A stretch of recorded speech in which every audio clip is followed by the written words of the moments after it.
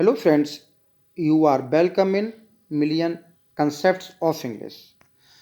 हम आज करेंगे टीजीटी प्रैक्टिस सेट 18 और इस सेट में 75 इम्पोर्टेंट क्वेश्चंस हैं। चलिए शुरू करते हैं। आप चैनल को सब्सक्राइब कर लीजिए ताकि अन्य प्रैक्टिस सेट और टीजीटी का कंप्लीट सिलेबस आपको मिल सके। क्वेश्चन फर्स्ट है, Piers Plowman is a Middle English allegorical narrative poem. तो ये जो एलोरिकल नरेटिव पोइम है वो किसके द्वारा लिखी गई है? William Langland, John Gower, William Tandel या जॉन गे? तो ये जो रचना है वो विलियम लैंगलैंड की है। सेकंड क्वेश्चन है, sir Gawain and the green knight is a late 14th century middle English. क्या है? ड्रामेटिक रोमांस है, शिवैलरिक रोमांस है, बैलेड है या मॉक एपिक है? तो ये आपका शिवैलरिक रोमांस है, तो आपका ऑप्शन बी है।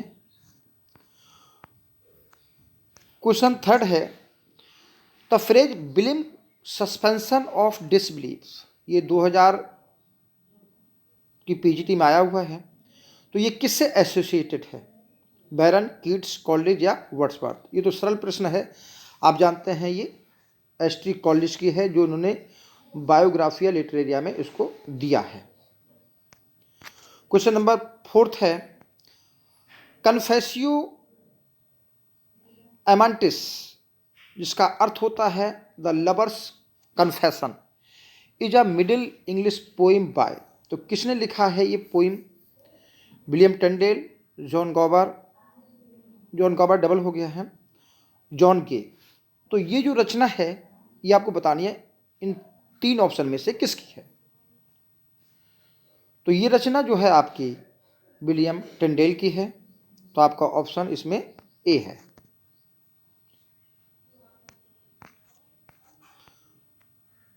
ले मोर्टे डी आर्थर, ये एक 15th century middle English prose work है, reworking about the legendary King Arthur. तो किंग आर्थर के लेजेंडरी पर आधारित है।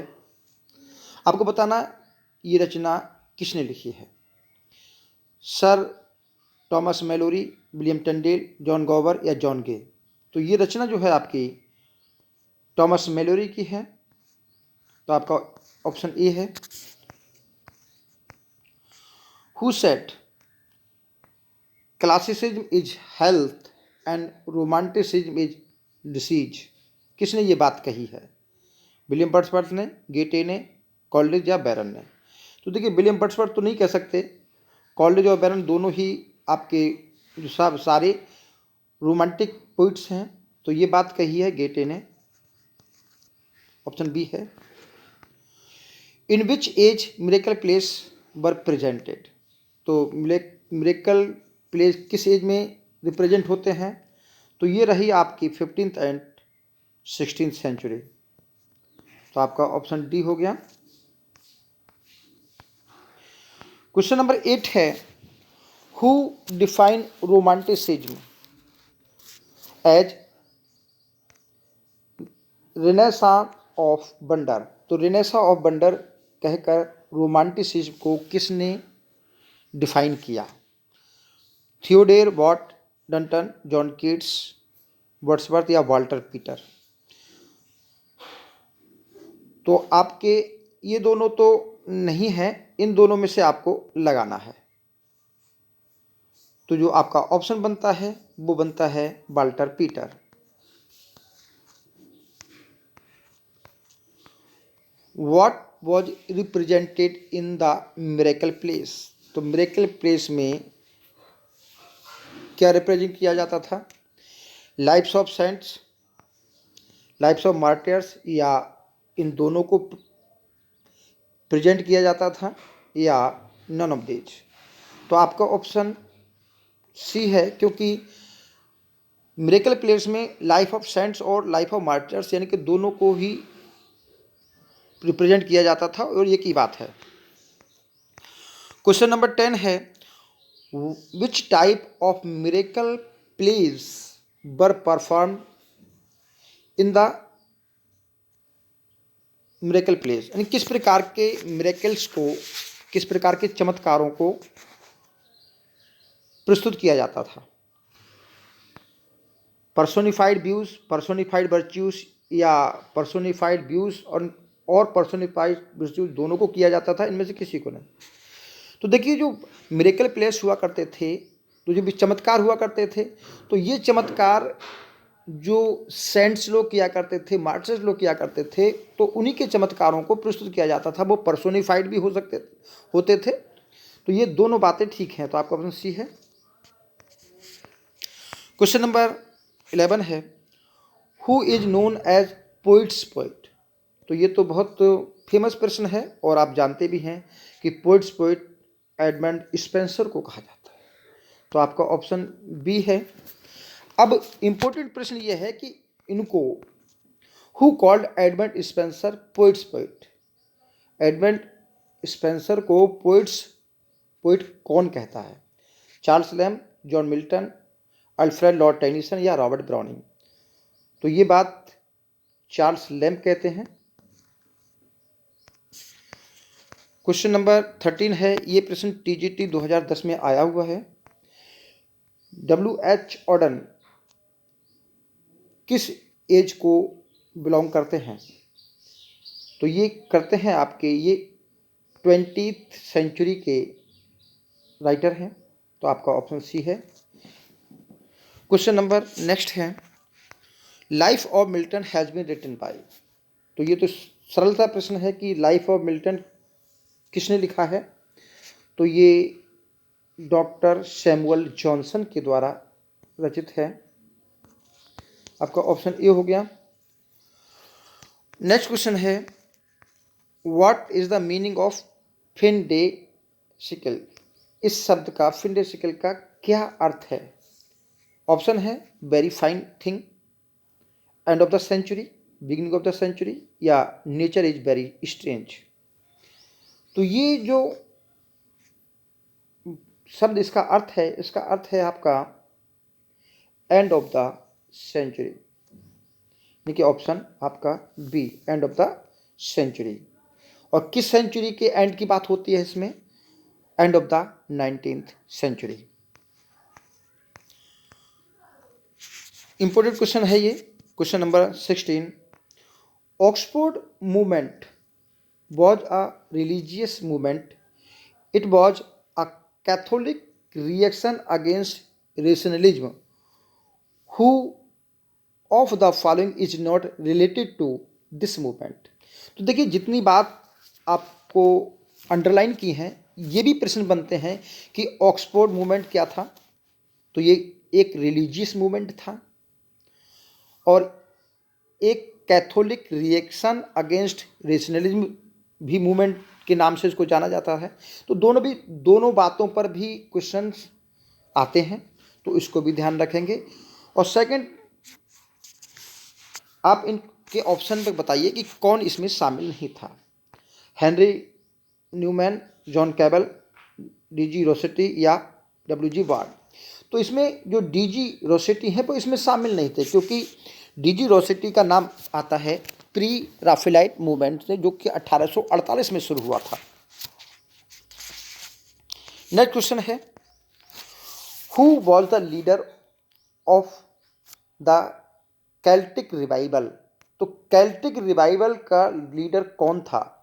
और द आयरिश रिवाइवल मूवमेंट। देखिए कैल्टिक रिवाइवल मूवमेंट कहें या आयरिश रिवाइवल मूवमेंट कहें, एक ही बात है। तो इसका लीडर कौन था? DG Rossetti, W B Yeats, John Keble या लेडी ग्रेगरी। तो देखिए इसमें दो नाम, एक और लेडी ग्रेगरी, दोनों ही आपके आयरिश रिवाइवल मूवमेंट से जुड़े हुए हैं, लेकिन उनके जो लीडर थे वो आपके डब्ल्यू बी ईट्स थे। तो इन्होंने जो आयरिश लिटरेचर था उसको रिवाइव करने की कोशिश की थी, और ये 20th सेंचुरी मूवमेंट कहलाता है। नेक्स्ट क्वेश्चन है, द एपिटैफ ऑगस्टन। ये एपिटैफ ऑगस्टन है, was first applied to Dryden? Dryden के लिए पहली बार अप्लाई किया गया। Who applied? William Congreve, Thomas Shadwell, doctor Johnson या जॉन बनियान? तो ये बात जो अप्लाई की गई वो डॉक्टर जॉनसन ने की और जॉन ड्राइडन के बारे में। क्वेश्चन नंबर 18 हो गया। नेक्स्ट क्वेश्चन है, what was the name of the first daily newspaper that begin in 1702? ये भी प्रश्न इंपॉर्टेंट है। तो इसमें दो बातें बन सकती हैं कि पहला जो न्यूज़पेपर था किस ईयर आया, फर्स्ट बात। सेकंड, इसका नाम क्या था? The jockey's intelligencer, the examiner, the daily courant या नन ऑफ दीज? तो ये आपका ऑप्शन है द डेली करंट। तो ये डेली करंट इनका पहला न्यूज़पेपर आया था 1702 में।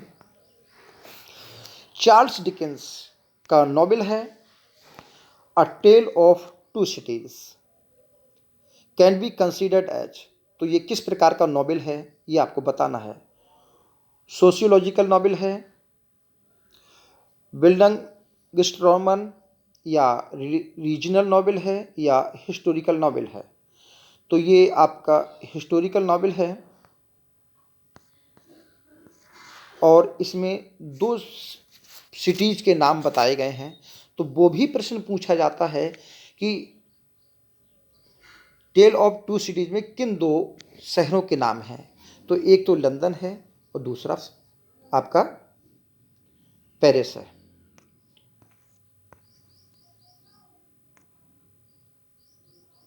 क्वेश्चन है, Robert browning is famous for his? जो 2005 में आया है पीजीटी में, किसके लिए? नॉवेल्स के लिए फेमस हैं या शॉर्ट स्टोरीज के लिए, ड्रामेटिक मोनोलॉग के लिए या प्लेज के लिए? तो दुनिया जानती है कि ये आपके ड्रामेटिक मोनोलॉग के लिए फेमस है। In how many Indian languages the साहित्य अकेडमी अवार्ड आर गिवन?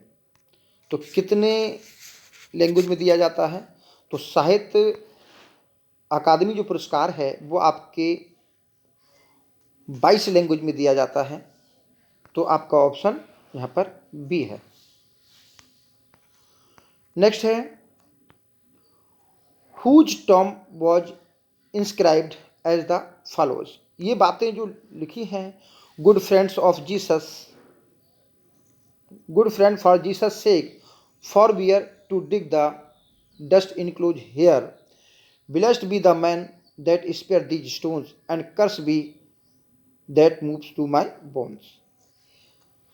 अर्थ बता दें, अच्छे मित्रों जीसस के लिए इसको छोड़ दीजिए, to dig the dust enclose here, जो यहाँ पर इनक्लोज डस्ट है उसको ना खोदें।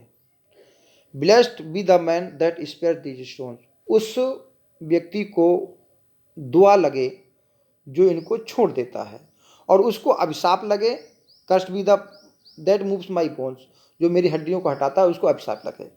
तो ये बातें जीते जी विलियम शेक्सपियर ने अपने लिए लिख दी थी और यही बातें उनके कब्र पर लिखी गई। तो ये आपका ऑप्शन है William Shakespeare. For they shall yet lie thy happy years that say thou art a man. Dinah's lips is not more smooth and rubious, the small pipe is as the maiden's organ, shrill and sound, and all is sublime a woman's part. I know thy constellation is right apt for this affair. तो ये बात William Shakespeare ने अपनी एक heroine के लिए कही है। आपको बताना किस हीरोइन के बारे में ये बातें कही गई हैं। तो आपका ऑप्शन है मिरांडा, वियोला, क्लियोपेट्रा या रोजालिंड। तो ये बातें ड्यूक ऑर्सिनो जो है 12th नाइट में वियोला के लिए कहता है। तो आपका ऑप्शन इसमें बी हो गया। अब इसका अर्थ देखते हैं। फॉर दे शैल येट बिलाई दाई हैप्पी ईयर्स, बोले तुम्हारी जो उम्र है उसके बारे में सब लोग धोखा करेंगे। येट बिलाई का मतलब होता है धोखा खा जाएंगे। दैट से दाउ आर्ट अ मैन, जो लोग ये कहते हैं कि तुम एक आदमी हो। Diana's lips is not more smooth and rubious, Diana जो कि सुंदरता की देवी है, उसके होंठ भी इतने मुलायम और रूबियस नहीं होंगे जितने कि तुम्हारे हैं। The small pipe is as the maiden's organ, जो तुम्हारा वोकल कार्ड है, जो स्मॉल जिस गला तुम्हारा जो गला है उसकी जो आवाज़ निकल रही है वो स्त्री के बारे में बता रही है। श्रिल एंड साउंड, जो काफ़ी जिसकी आवाज़ काफ़ी तीखी है। And all is semblative a woman's part, जितना भी तुम्हारा जो मेल खा रहा है वो सब वुमेन पार्ट है, महिला के बारे में बता रहा है। तो ये बातें जो है वॉयला के बारे में ड्यूक आर्चिनो कहता है। तो आपका ऑप्शन बी हो गया। क्वेश्चन नेक्स्ट है, how do many of the characters in the play Twelfth night views love, twelfth night में बहुत सारे कैरेक्टर लव को किस प्रकार देखते हैं? तो वो देखते हैं एज ए नेसेसरी इविल। तो आपका ऑप्शन ये है, where is the action of the play Twelfth Night set. तो देखिए ट्वेल्थ नाइट की सेटिंग ही बतानी है आपको। वेनिस है, पडुआ है, या इलिरिया या एथेंस। तो ये आपका इमेजिनरी एरिया है, वो है आपका Illyria. Who challenges Cesario to duel over Olivia. तो कौन चैलेंज करता है सेजेरियो को? तो ये हैं आपके Orsino, sir Andrew Aguecheek, sir Toby या सेबास्टियन। तो ये हैं आपके सर एंड्रयू एगुची। तो आपका क्वेश्चन नंबर 27 का ऑप्शन बी। क्वेश्चन नंबर 28 है, in the play Twelfth Night for how long does Olivia refuse to marry. तो कितने वर्ष तक करते हैं? और 10 वर्ष, 3 वर्ष, 7 वर्ष या 1 वर्ष? तो ये वो करती है 7 वर्ष के लिए, क्योंकि उसके भाई की डेथ हो जाती है, उसी पर वो मॉर्न करती है। तो आपका option C 7 years. The Globe theatre was burn down in, कब ग्लोब थिएटर जलकर खाक हो गया? 1612, 1613, 1614 या 1615? तो ये आपका 1613 है। और इस दौरान जो प्ले परफॉर्म हो रहा था वो था आपका हेनरी 8। दैट्स वाई हेनरी 8 जो है आपका इनकम्प्लीट प्ले है। आपको बतानी है ये लाइंस जो है, these lines have been taken from, कहाँ से ली गई हैं? Cat to sleep perchance to dream, सोना भी तो एक प्रकार का सपना है। Ay there is the rub for in that sleep of death what dreams may come. बोले यहाँ पर यह बात भी हो सकती है कि इस मृत्यु के बाद जो नींद आएगी तो उस नींद में सपने भी तो आ सकते हैं। And when we have shuffled off this mortal coil, तो क्या हम इस मोर्टल कॉयल को दोबारा प्राप्त कर सकते हैं?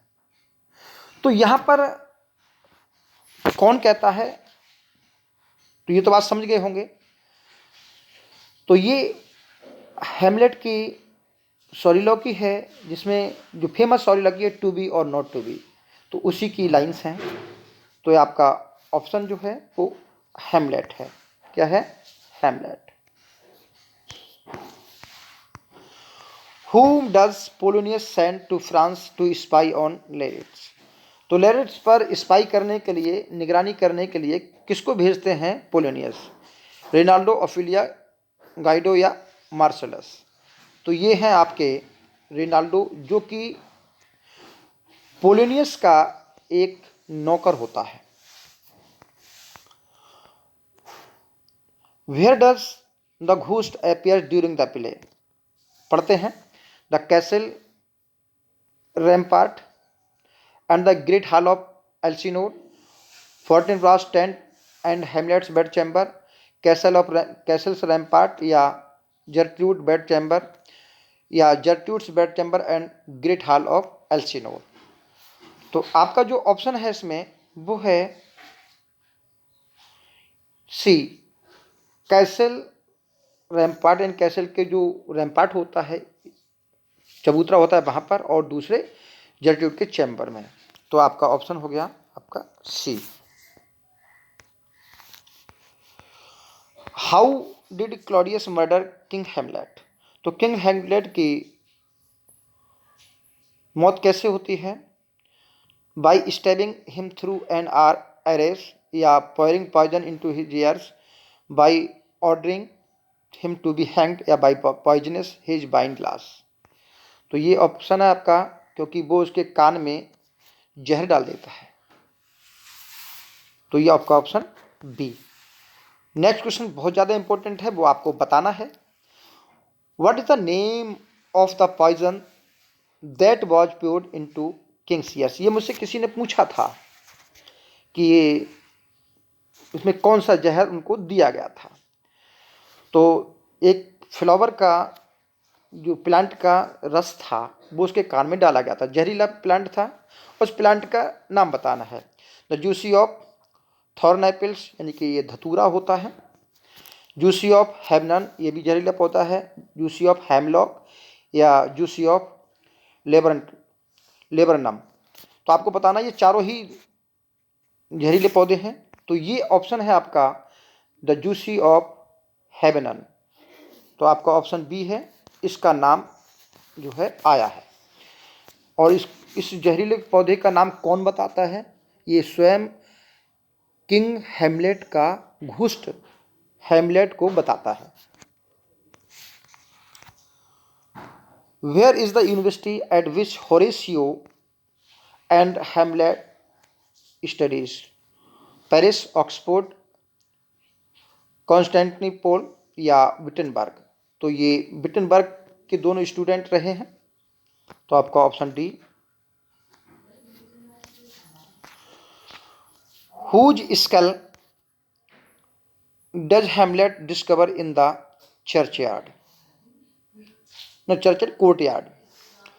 चर्चयार्ड में, तो जब वो कब्रिस्तान में होते हैं, चर्चयार्ड में होते हैं, तो किसके स्कल को हेमलेट जो है खोजता है? जब फॉर्मर कोर्ट जेस्टर, रेनाल्डोस, ऑफिलियस या हिज फादर्स? तो ये रही हैं उसके द फॉर्मर कोर्ट जेस्टर का जो है उसमें स्कल मिलती है। Which of the following character can not see the ghost? किसने नहीं देखा, कुड नॉट होना चाहिए, किसने नहीं देखा? तो मार्सेलियस ने तो देखा था, जर्ट्रूड ने नहीं देखा था, हेमलेट ने भी देखा था, और होरेसियो ने भी देखा था। तो आपका ऑप्शन यहाँ पर बी हो गया। Where do Hamlet and Laertes fighting during the Ophelia's funeral? तो ऑफिलियस का फनरल चल रहा था, तो जर्ट्रूड सॉरी लेरेट्स और हेमलेट दोनों लड़ बैठते हैं। तो आपको बताना है किस जगह लड़ते हैं वो। In the nearby woods, या बिसाइड ऑफिलियस ग्रेव, या इनसाइड द चर्च, या इनसाइड द ग्रेव इटसेल्फ? तो वो जो कब्र खोदी जा रही थी उसी कब्र के अंदर ही दोनों लड़ना शुरू कर देते हैं। तो आपका ऑप्शन डी है। Which of the following character survive in the play? आपको सोच के बताना है कौन कौन से प्ले बचते हैं। तो देखिए 3 3 4 4 दिए गए हैं। देखिए फोर्टिन ब्रास जो कि नॉर्वे का प्रिंस होता है नहीं मरता, होरेसियो नहीं मरता, ओरिस नहीं मरता, ये पहले ऑप्शन में कोई भी नहीं मरता। प्रिंस हेमलेट, पोलिनियस और जर्ट्रूड ये तीनों मर जाते हैं। क्लॉडियस, रोजेनक्रेट्स, गुल्डनस्टर्न ये भी सब मर जाते हैं। ऑफिलिया, लेरेट्स एंड किंग हेमलेट सब मर जाते हैं। तो आपका ऑप्शन इसमें क्या है? ऑप्शन ए है। Alexander Pope said the wisest, the brightest and the meanest of mankind किसके बारे में कहते हैं? About John Dryden, Francis Bacon, Daniel Defoe या जॉन मिल्टन? तो ये बात वो जॉन फ्रांसिस बेकन के बारे में कहते हैं। नेक्स्ट क्वेश्चन है, chronicles place were popular in, तो क्रॉनिकल्स प्लेस जो थे वो आपके 16th सेंचुरी में यानी कि फेमस थे, और इनको दो लोगों ने लिखा है, एक यूनिवर्सिटी ब्रिट्स ने और दूसरे विलियम शेक्सपियर ने। इन्होंने ही क्रॉनिकल प्लेस को लिखा था। Dear son of memory great heir of fame, what needst thou such weak witness of thy name. Memory के उत्तराधिकारी, मेमोरी के पुत्र और प्रसिद्धि के उत्तराधिकारी, तुमको ऐसी विटनेस, कमजोर विटनेस की क्या आवश्यकता है? नहीं, तुम तो अपने आप में बहुत फेमस हो। सो एंड सो स्कल्पचर इन सच पम डस्ट डाई, तो इतने इस स्कल्पचर में इतनी शान से लिटा हुआ है, that Kings for such a Tom, कि ऐसे टूम के लिए तो वुड विश टू डाई, राजा भी मरना पसंद करेंगे। तो किसकी कब्र के लिए बात कही गई है और कहाँ कही गई है ये आपको बताना है। तो आपके ऑप्शन है एरियोपेजिटिका, पैराडाइज लॉस्ट, लेसिडास या ऑन शेक्सपियर। तो ये पोइम है ऑन शेक्सपियर, और ये तो आप तो जानते हैं कि 1632 में फोलियो जो आया था उसमें पब्लिश हुई थी। Truth is as impossible to be soiled by any outward touch, बोले सच्चाई उतनी ही असंभव होती है, असंभव तरीके से उसको गंदा नहीं किया जा सकता, मटमैला नहीं बनाया जा सकता, बाई एनी आउटवर्ड टच, बाहरी स्पर्श के द्वारा, जैसे कि सनबीम को नहीं बनाया जा सकता। तो ये बात कहाँ कही है? जॉन मिल्टन ने, ये आपको बतानी है। एरियोपेजिटिका में कही है, या लेसिडस, या doctrine and discipline of divorce on Shakespeare. तो ये बात doctrine and divorce of discipline of divorce में ये बात कही है। तो आपका ऑप्शन इसमें सी है। Who comments this about John Milton, कौन कहता है, बताना है आपको। An acrimonious and surely republican, बहुत ही क्रोधित और निश्चित रूप से republican. Scarcely any man ever wrote so much and praise so few, शायद ही कोई व्यक्ति होगा जिसने लिखा तो बहुत ज़्यादा लेकिन प्रशंसा किसी की नहीं की। तो ये बात डॉक्टर जॉनसन कहते हैं जॉन मिल्टन के लिए। तो आपका ऑप्शन इसमें बी है।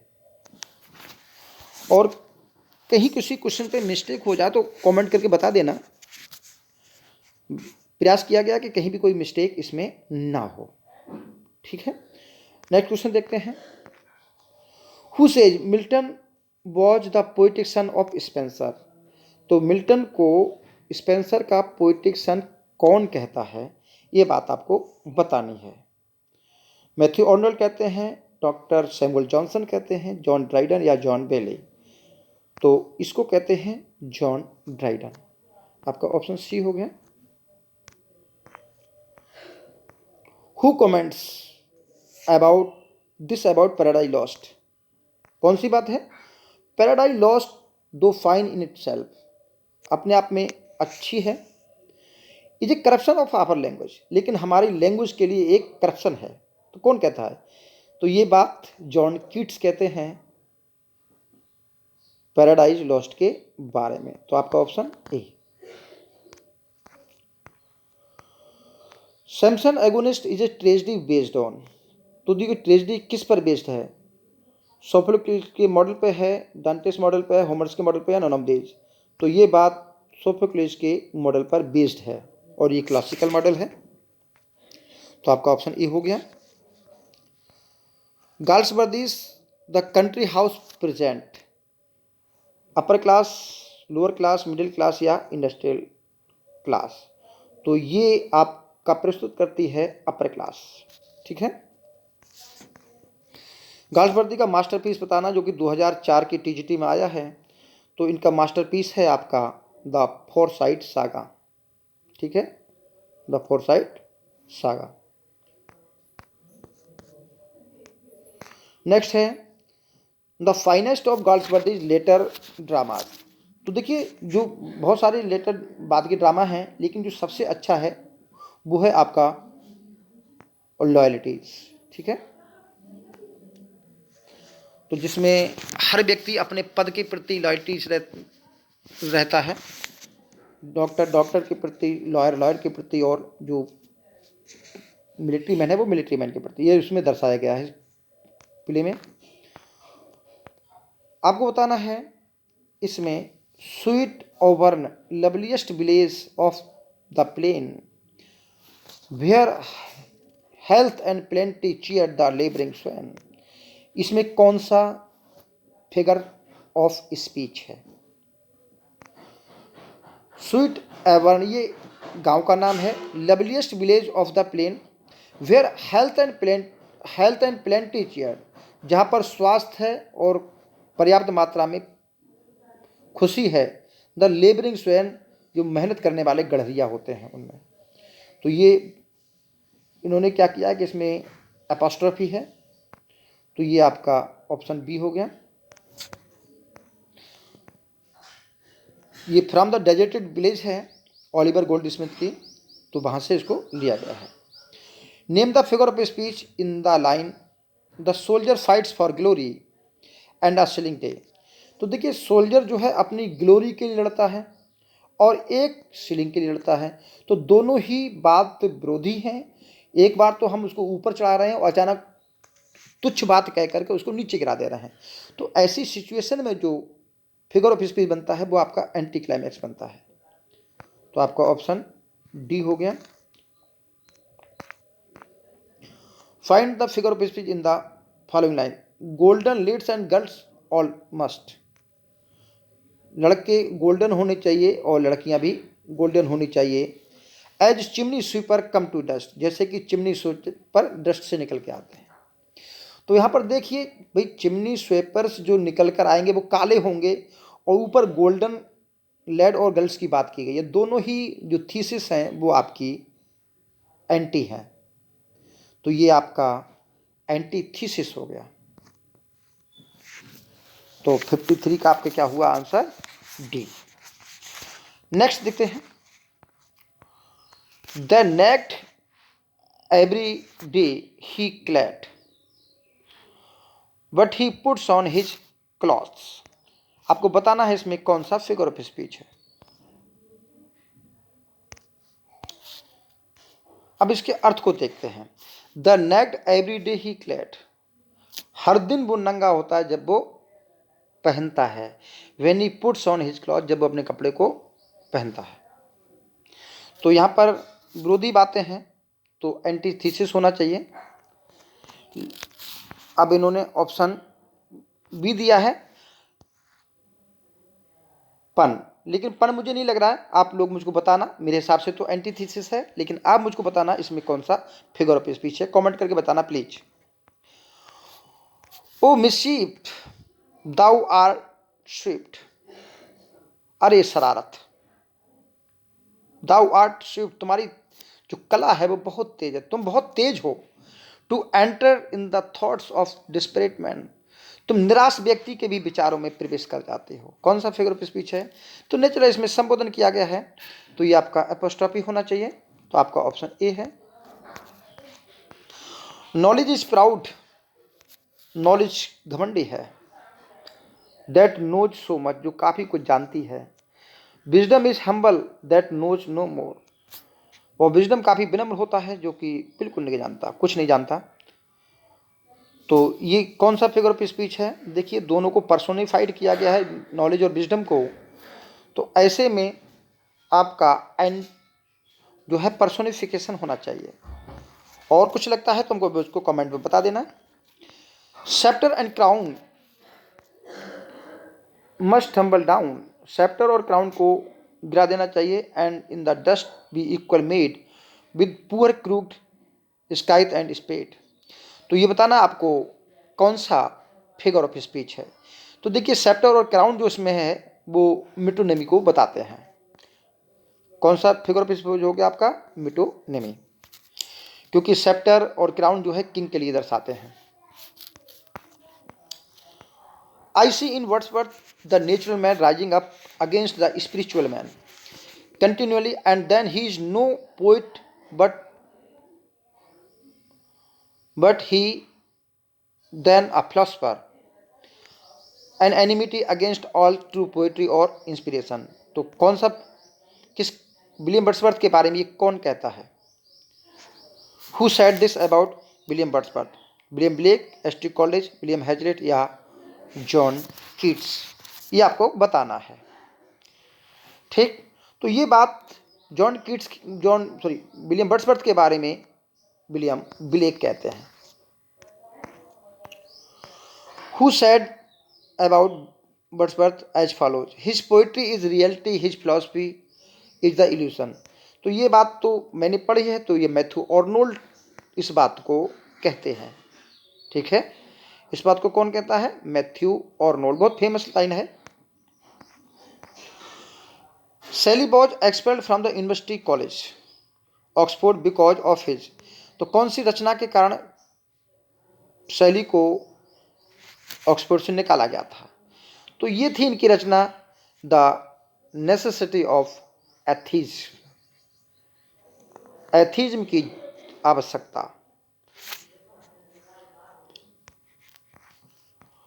Who said this about William Wordsworth? क्या कहा? The historian of Wordsworthshire. ये बात किसने कही है विलियम वर्ड्सवर्थ के लिए? इंपॉर्टेंट लाइन है। तो ये बात मैथ्यू आर्नोल्ड कहते हैं, जेम्स रसल लॉवेल कहते हैं, जॉन रस्किन या T S Eliot.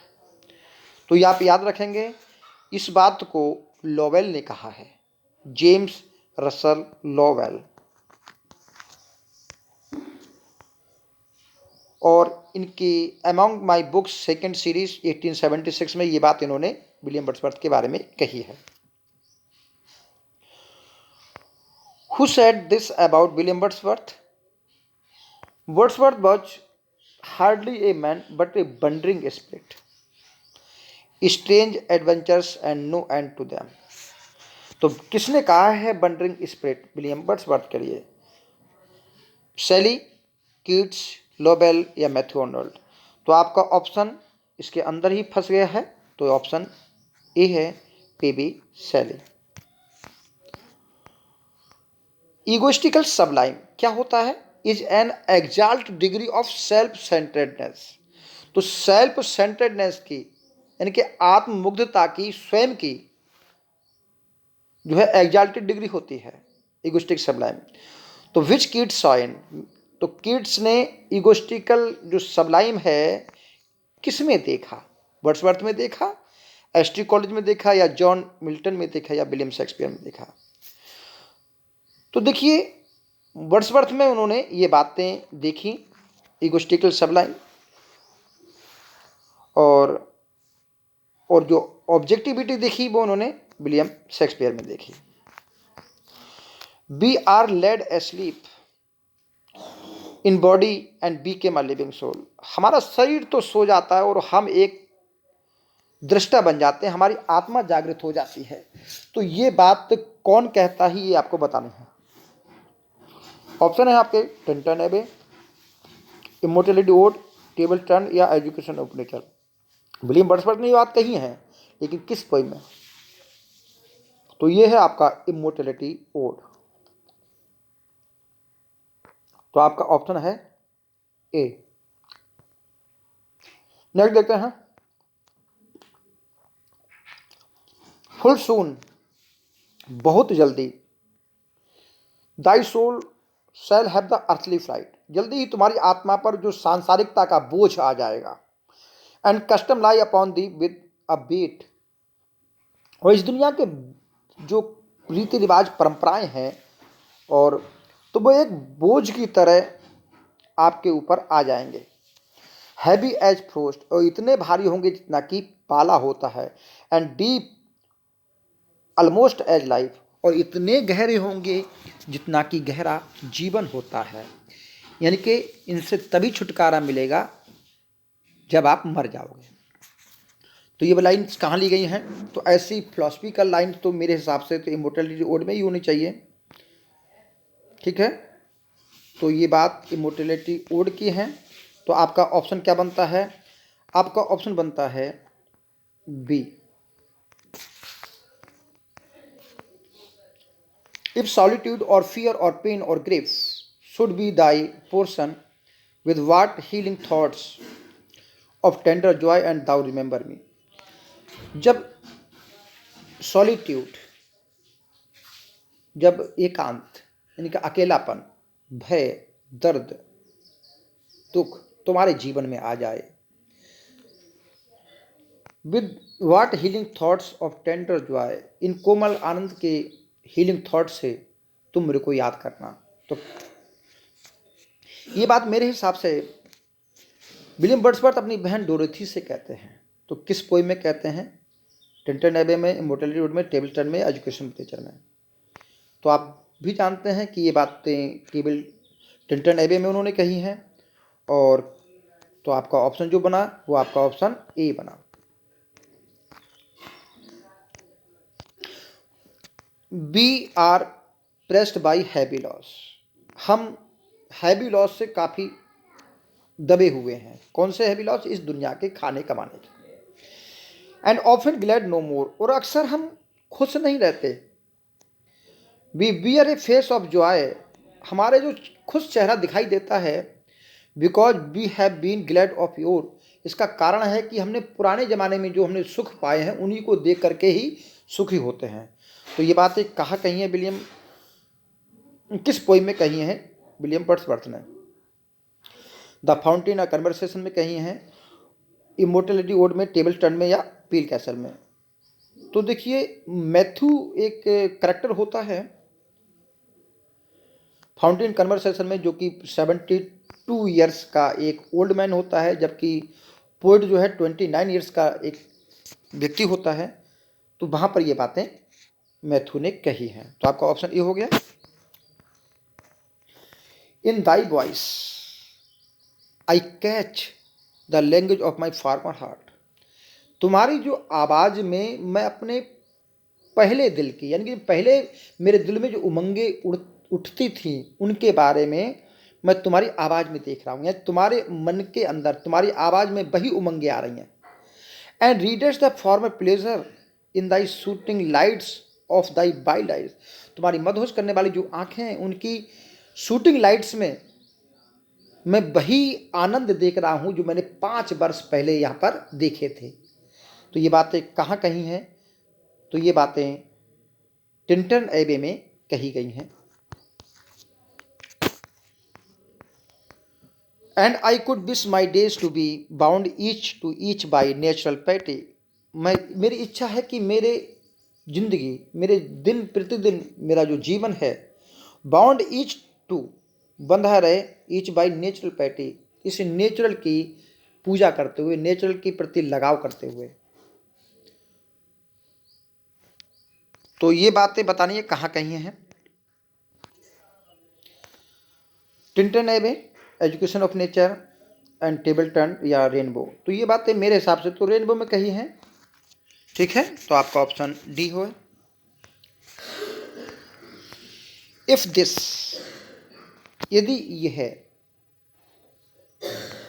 But be a vain belief, yet oh how often in darkness and amid in many shapes, oh joyless daylight when the fretful stir unprofitable and favor of the world।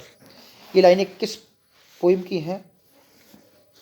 If this से अगर मैं समझा दूं तो if this का अर्थ है यदि प्रकृति में मेरा ये विश्वास, प्रकृति में मैं जो कुछ देख रहा हूं, प्रकृति में मैं जो आनंद देख रहा हूं, प्रकृति के प्रति मेरा जो विश्वास है, बिलीफ है, बट अ बेन बिलीफ, लोगों को भले ही व्यर्थ का विश्वास लगे, फिर भी मैं ये तो कह ही सकता हूँ कि अंधेरे में और कई आकृतियों के बीच में और दिन की आनंद रहित प्रकाश के बीच में, जब दुनिया भर का जो काम धंधे का बोझ मेरे ऊपर आ जाता है, तो मैं तेरी ओर लौटा हूँ हे बाय नदी। तो ये बात उन्होंने विलियम वर्ड्सवर्थ टिंटन एबे में कहते हैं।